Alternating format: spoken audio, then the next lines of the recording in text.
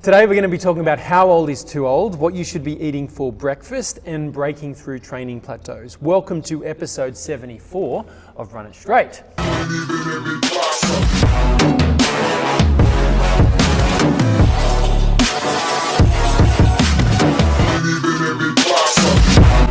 All right, first question. I'm a 73 kilo, 6 foot tall, 21-year-old fullback. What are some bulking tips while still wanting to stay just as agile? Also, at what age is it too late to make a career out of rugby league as a player? All right, Cal, you want to talk to the first part? So first things first, while you are bulking, you still need to train your change of direction and your speed. It's one of those things that it will get harder as you get heavier, but you just need to keep hitting that change of direction at least once a week, if not twice a week, as well as your speed. It's one of those things, if you don't train it, you'll lose it and you won't get used to running at a heavier body weight, so you'll eventually become slower. But the more you do it as you're gaining weight, it won't be as big of a shock, and you'll be able to change. And look, we're recording this sort of in early October, mid-October. Yes. You got plenty of time between now and when the next season starts.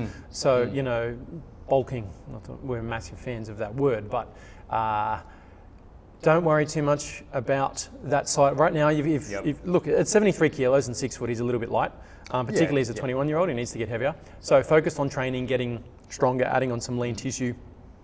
You need to be getting your 4 gym sessions in per week, and you need to be in a caloric surplus. And October, November, December, reassess maybe sometime around January, whether you do it for all of January, and then you start to cut down Feb, March, with the season starting in April.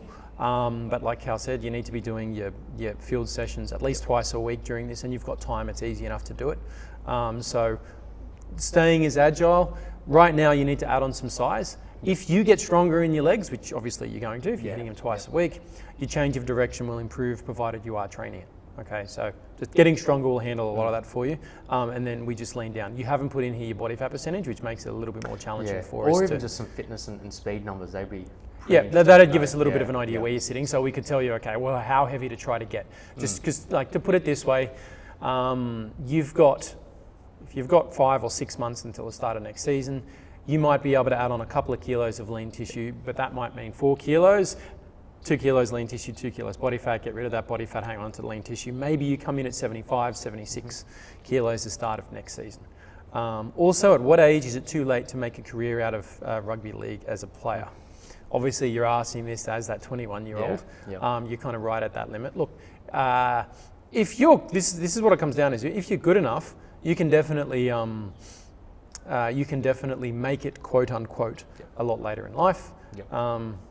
Cody Walker, we always talk about, debuted at the age of 26. There's been a lot of other players, if you go and you have a look, that 24, 25, 26 years of age. You haven't told us where you're playing at the moment. I would say if you're 21 and you want to be having a crack at that, you need to be in at least Sydney Shield, if not Ron Massey at this particular point. And then you need to be doing really well in that at that level to be pushing to try to get yourself into a New South Wales Cup. This is assuming you're in New South Wales, by the way. If not, if you're up in Queensland, then Q Cup is a must that you need to be getting yourself into. Anything else you want to add on that one? Just with the first part, obviously bulking up, it takes time.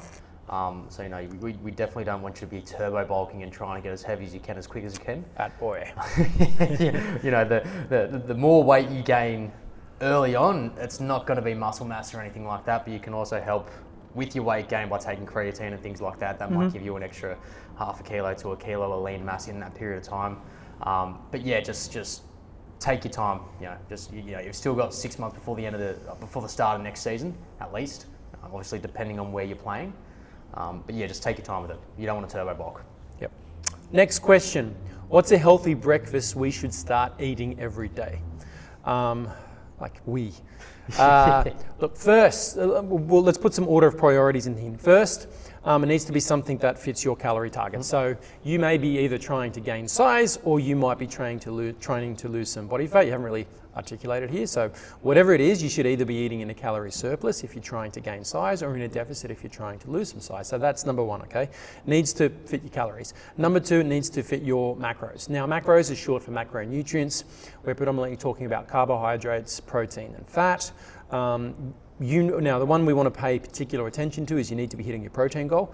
So the target that we normally get our boys to be aiming for is 2 grams of protein per kilo of body weight. Now, technically you're looking at 1.6 to 2.4 is kind of the window. So let's just shoot for 2. That way, if you come under it a little bit, you're still going to be between that 1.6 and that 2 mark. And if you go over, there's no harm done there. So that's point number 2. Number 1 is you've got to hit the right amount of calories, and whatever you're having at breakfast needs to fit into that plan. Number 2 is you need to hit your protein goal. Number 3, try to use whole foods as much as possible. Ideally, you want to eat real food, which means it's not processed. So things that, either animal or plant stuff, something that doesn't come out of a plastic wrapper with a whole list of ingredients on it. Again, look, where possible, okay? And finally, it needs to be something that you can eat on a regular basis, and it's workable for your tastes and for your lifestyle.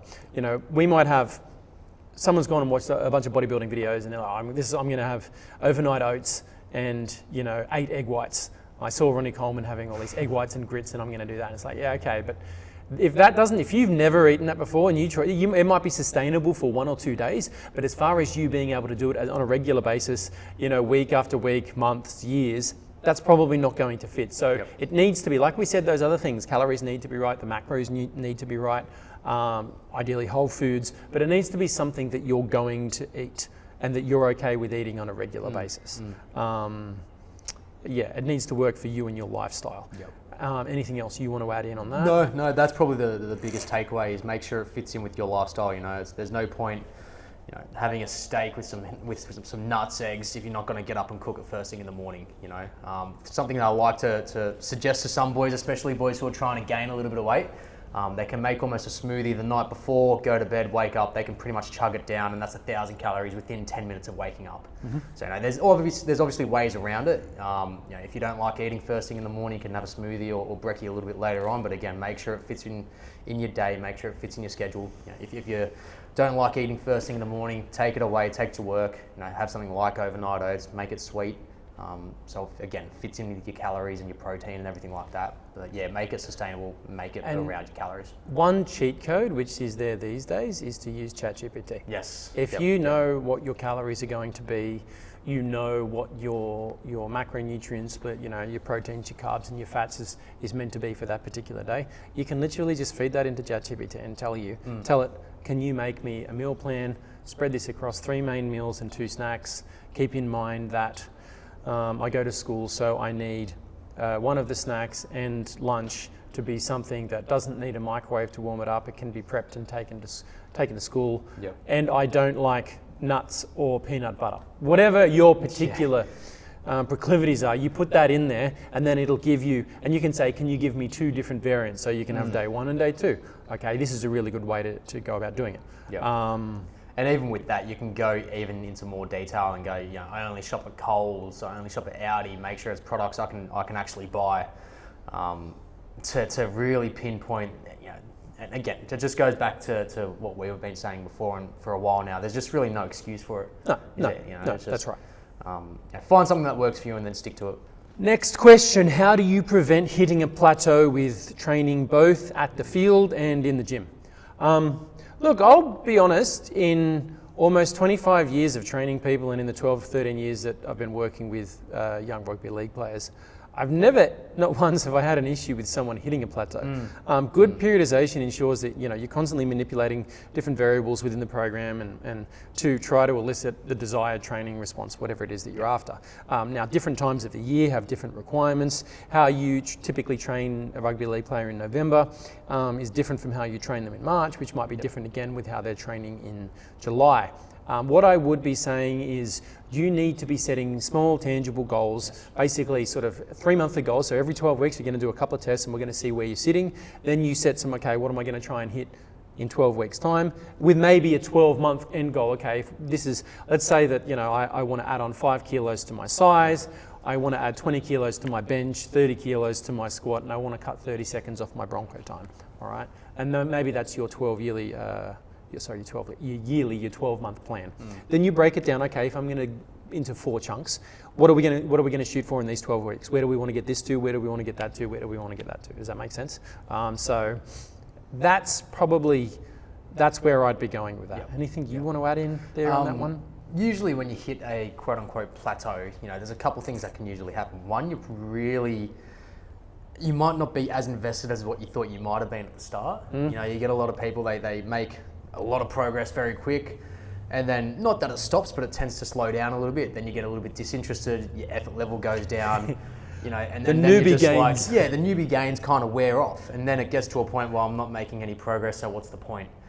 That's with anything. That's within the gym, on the field. People skill work. You're massively. really quick to go from a 3 out of 10 to a 7 out of 10. Yep. But to get from a 7 to an 8 can be a really slow, hard grind, and the amount of work might be really high. And that's a really good thing that you hit on.